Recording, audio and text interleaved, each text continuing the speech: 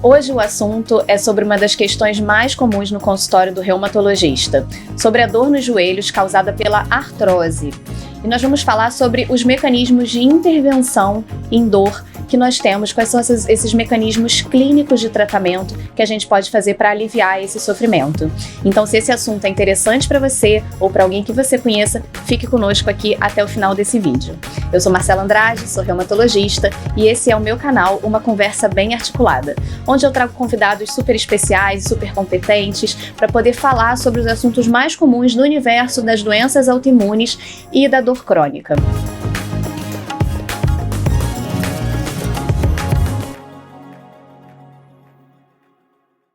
E hoje eu trouxe um colega super especial de carreira, com quem eu tenho uma honra de dividir vários pacientes, Dr. Rafael Campos.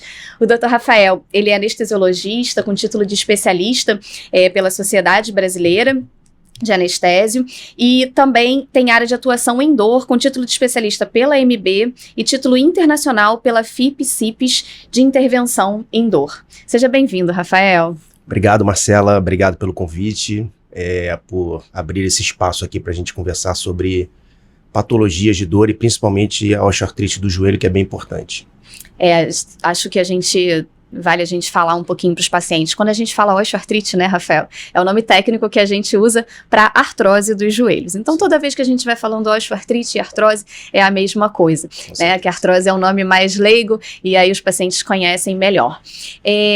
Rafael, a gente sabe o quanto hoje os pacientes procuram a gente, né, no consultório, com queixa de dor, que já tentaram de tudo, já fizeram de tudo, e às vezes quando a gente vai destrinchando, a gente viu que não foi tudo feito que a gente tem de recurso hoje em dia para melhorar aquele sofrimento, né, da dor articular.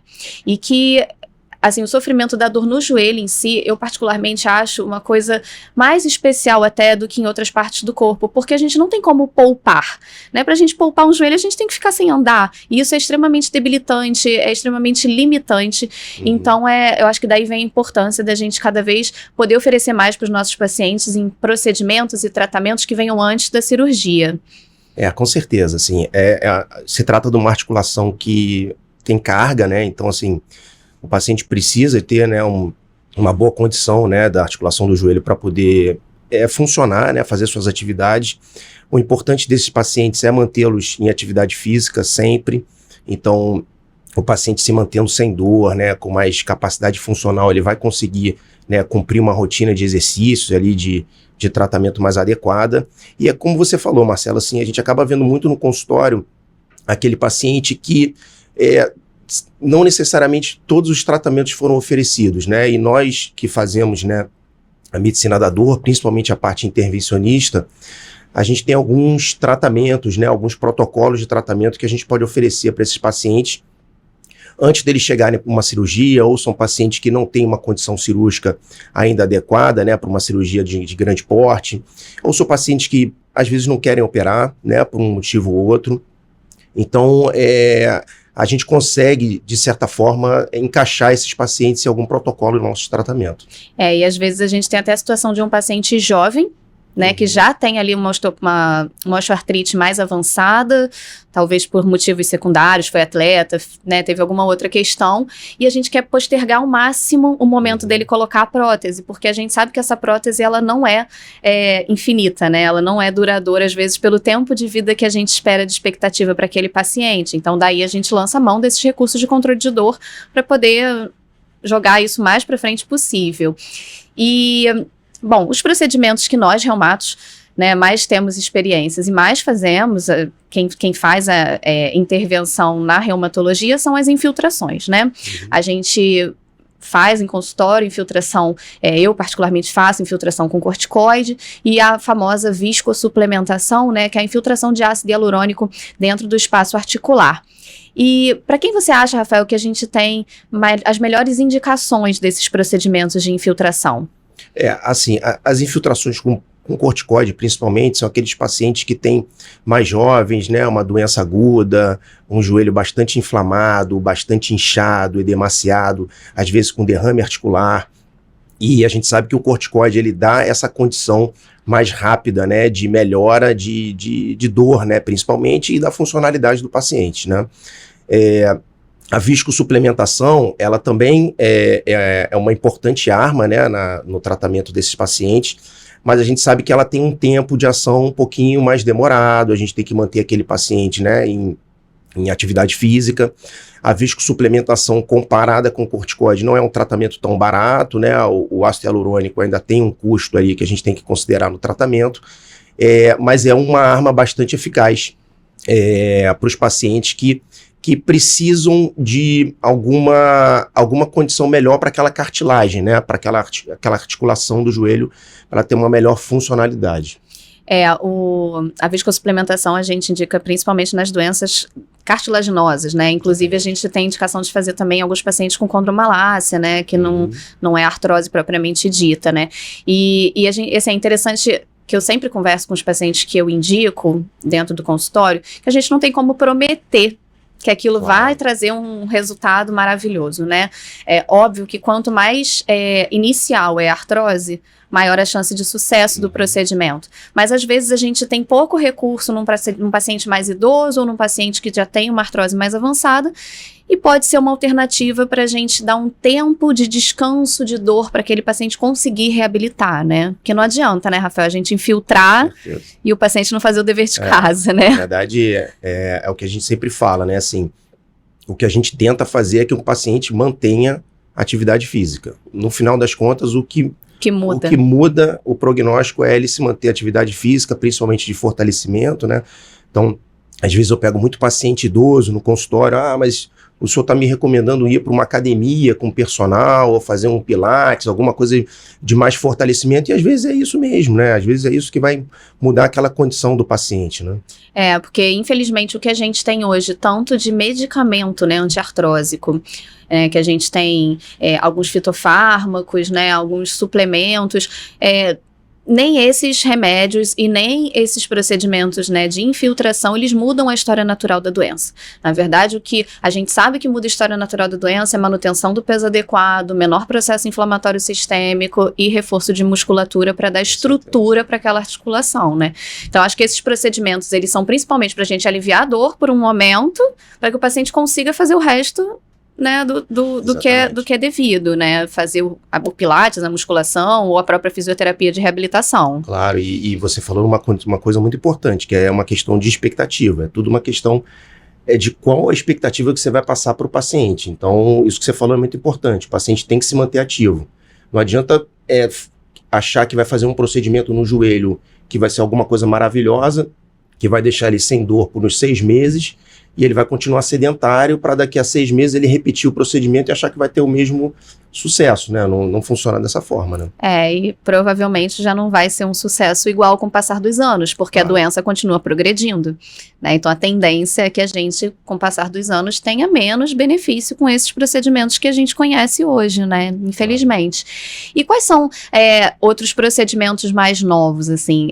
A gente, no Congresso Brasileiro do ano passado e desse ano, nas revisões sobre osteoartrite, até das diretrizes, né, internacionais, começaram a trazer para a gente na Reumato, a gente não falava tanto ainda sobre isso em congresso, sobre os procedimentos de bloqueio do nervo genicular, né, do nervo que traz ali a sensibilidade do joelho. Como é que é a sua experiência com esse procedimento? Conta pra gente um pouquinho. Então, Marcela, não é só, assim, até na área ortopédica, isso é uma coisa ainda que é um pouco nova também. Nós, da medicina da dor, na parte de intervenção, é que há algum tempo a gente já vem estudando e praticando esses procedimentos. A gente sabe hoje em dia que a cápsula, né, do joelho, ela tem vários nervos, né, que são responsáveis pela resposta da sensibilidade da dor, né?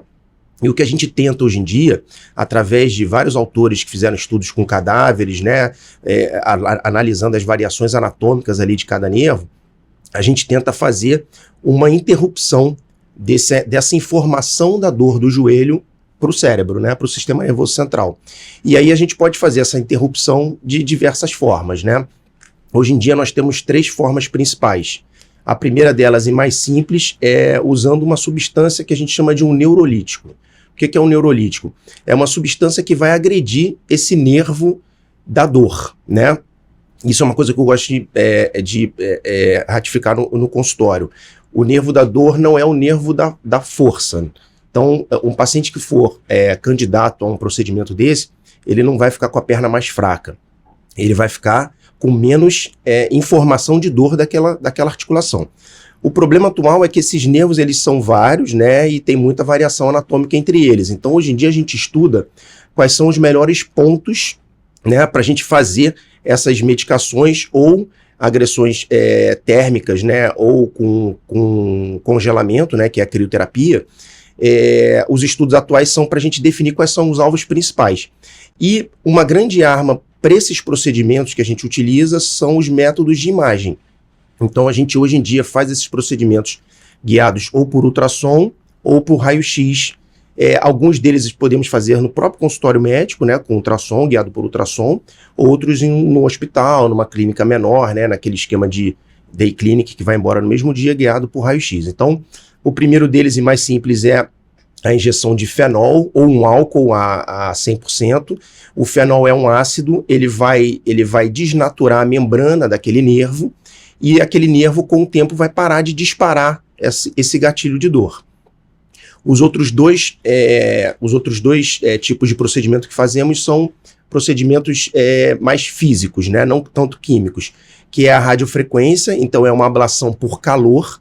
Então a gente coloca uma agulha naquela área do nervo, a ponta da agulha esquenta e a gente faz uma lesão por calor desse nervo, então ele também para de transmitir a informação de dor. E o terceiro deles seria o congelamento, que é a crioterapia. Então, é o mesmo raciocínio do calor, mas para o frio. A gente congela aquele nervo e melhora a sensação de dor daquela articulação. Então, são esses 3 procedimentos principais. O que vai variar entre eles é como fazemos, né? O fenol é um procedimento mais simples e que nós podemos fazer até no consultório médico, não precisa de sedação, é um procedimento que não dói. Só que ele tem uma duração um pouco menor. Aí a gente está falando de 3, 4 meses, no máximo 6 meses de melhora daquela dor. Na radiofrequência ou a crioterapia, já são procedimentos hospitalares, porque essas agulhas são especiais, a gente tem que pedir para a operadora de saúde e tal, para o hospital. E eles têm uma duração um pouco mais prolongada, e aí estamos falando aí de 9 meses, 1 ano e às vezes até mais.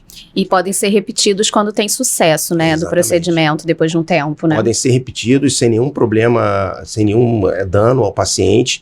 E a intenção, no final das contas, é essa que a gente já conversou, é melhorar o paciente para ele poder fazer o exercício, poder fazer sua reabilitação. A verdade é que, assim, a gente tem vários recursos, mas a gente sempre vai bater na mesma tecla, né? Exatamente. Que é manter o paciente ativo, reforçando a musculatura. Não tem milagre, gente, não tem, assim. Tem dever de casa, tem lá aqui para musculação, mas é um saco, mas tem que ir, e não tem jeito, né? E para quem é jovem já pode começar, né, a cuidar dos músculos mais cedo, antes de ser uma necessidade iminente, né? Com certeza. E nesses procedimentos, Rafael, quem você acha que são os pacientes indicados para fazer esses procedimentos últimos que você falou agora? Nesse contexto, Marcela, assim, eu sou até um pouco, tenho uma atenção maior para falar disso, porque, na verdade, nós trabalhamos em conjunto com os ortopedistas, né, e com os reumatologistas, vocês. Na verdade, a intenção aqui é a gente preencher uma lacuna, né, que às vezes, como a gente falou, o paciente ele não tem uma condição cirúrgica ou não quer operar. Então, o paciente ideal é aquele paciente que tem uma artrose média, né, média para grave, não tão grave, né, não com um desvio, né, com uma deformidade tão grande, né, porque aí ele também não vai responder muito bem até esses procedimentos.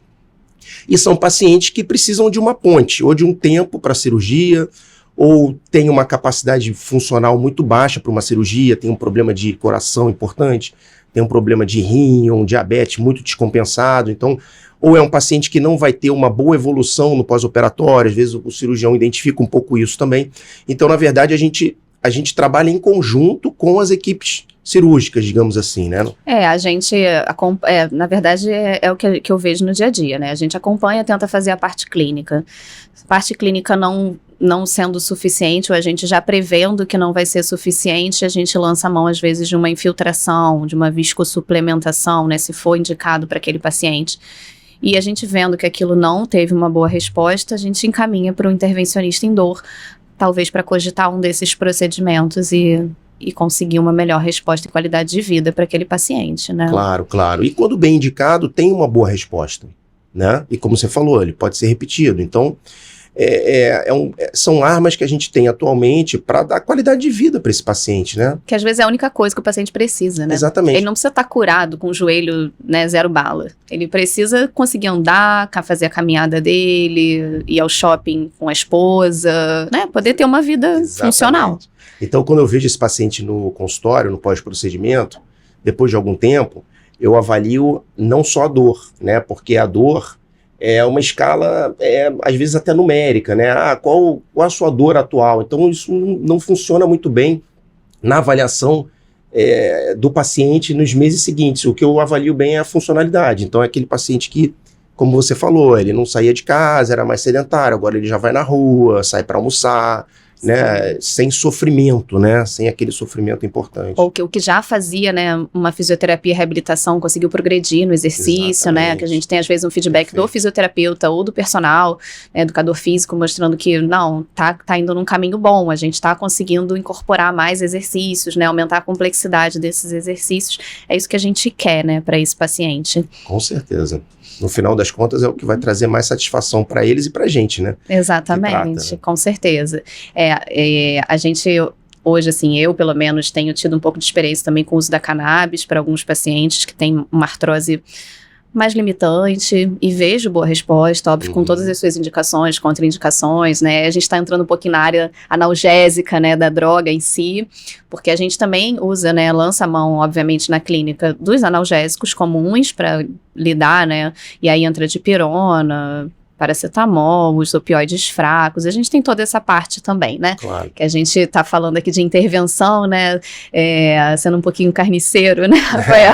A gente gosta. A gente não pula etapa, né? Mas a gente não pula etapas. É óbvio que tem aí todo o processo de se esse paciente se ele pode fazer anti-inflamatório, tem o recurso do anti-inflamatório por tempo limitado, os anti-inflamatórios tópicos, né? Existem todas as etapas do tratamento da artrose até a gente chegar nessa necessidade final de um procedimento intervencionista. Mas é uma coisa que eu gosto de falar, principalmente em simpósio, congresso e até nas turmas de pós-graduação, é que, às vezes, por exemplo, num paciente idoso, melhor do que você prescrever um remédio forte, com efeito colateral, aquele idoso já toma 15 remédios, né, alguma coisa que vai tirar aquele idoso ali daquele, né, daquela convivência dele ali do dia a dia, né, vai fazer um delírio, vai ter uma constipação, vai ter um problema mais sério.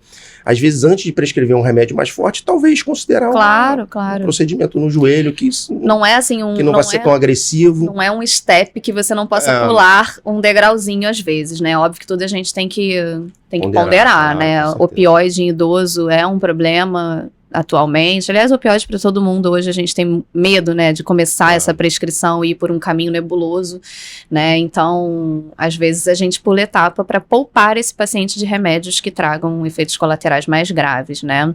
Não, com certeza. Então, acho que a ideia é essa, assim. A gente sempre começa pelo mais simples, né? Quer dizer, a gente sempre vai começar ali pelo básico, pela medicação, pela fisioterapia, de reabilitação.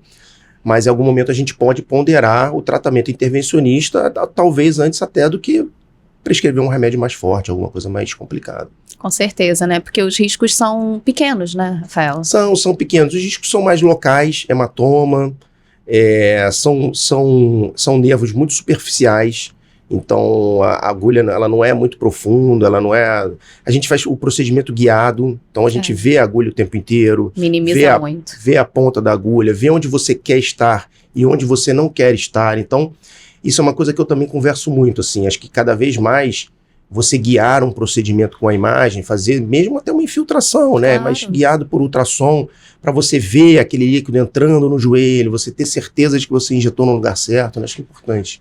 Sim, né? Porque a gente tem a tecnologia, né? Então acho que a gente tem que usar em prol da segurança do paciente, né? Eu gosto muito, eu sou super fã de ultrassom, tô me aprofundando também no tema de uns tempos para cá. E isso também sou muito fã desses procedimentos todos de intervenção em dor. Acho muito bacana que a gente está cada vez trazendo mais possibilidade, né, para trazer qualidade de vida para os nossos pacientes. E assim, ao passo dentro do consultório, né? É. Você poder fazer um procedimento desse dentro da sua sala de consultório, com segurança, não ter que, né, fazer todo aquele processo burocrático, né, de autorização de operadora de saúde, de day clinic. Assim, às vezes é necessário, mas quando a gente pode poupar tudo isso, é maravilhoso para o paciente, né? Concordo com você. Assim, se a gente tiver essa, né, disponibilidade no consultório, com segurança, claro, sempre, né? Vai ser muito melhor. Mas lembrando que quando se precisar chegar numa radiofrequência ou numa crioterapia, também são procedimentos que, assim, aí os pacientes às vezes se perguntam, pô, mas eu vou tomar anestesia para fazer, vai ser no hospital? Não, é uma sedação de leve, não é nada muito complicado, não é uma anestesia geral. É uma sedação como tem na endoscopia, na colonoscopia, né? Praticamente para o paciente dormir durante aquele período e até ficar paradinho também, né? Exatamente. Porque facilita o procedimento e também não ter nenhuma dor, né, ali naquele momento. Exatamente. A gente está tentando tirar a dor, a gente não quer causar nenhum trauma doloroso, né, nesse paciente. Tá ótimo, Rafael, foi muito boa a conversa. Obrigada pela participação. Obrigado, Marcela, assim, obrigado pelo convite, parabéns pela iniciativa, acho que é perfeito você falar direto com os pacientes e você poder esclarecer, né, várias dúvidas, vários tópicos interessantes, novos tratamentos, acho que bem legal essa iniciativa, parabéns. Obrigada, é muito bom porque às vezes a gente não consegue levar, não é às vezes, a gente é um só, né? Verdade. Então quando a gente vai para a internet, quando a gente põe isso gratuitamente na internet, a gente está ajudando muito mais gente do que a gente imagina. A gente não está ajudando só o paciente que chega no nosso consultório, né? A gente está ajudando aquele paciente que viu o vídeo e que lá na cidade dele, que não pode vir aqui, procurou um médico procurando por aquele procedimento e conseguiu, né, melhorar a qualidade de vida, melhorar a sua dor, porque se informou via internet que existia uma coisa diferente do que ele conhecia, né? E a internet está aí para isso, a gente tem que usar ela das melhores formas possíveis, né? Então, parabéns aí mais uma vez pela iniciativa. Obrigada, muito obrigada pela participação. Um beijo. Obrigada, gente. Se vocês tiverem alguma dúvida, algum comentário, pode colocar aqui, que a gente vai responder. E a gente sempre recebe com muito carinho todas essas dúvidas, porque é sinal de que vocês gostaram do tema que a gente trouxe e também a gente aceita sugestões de novos temas para os próximos vídeos. Muito obrigada e até a próxima!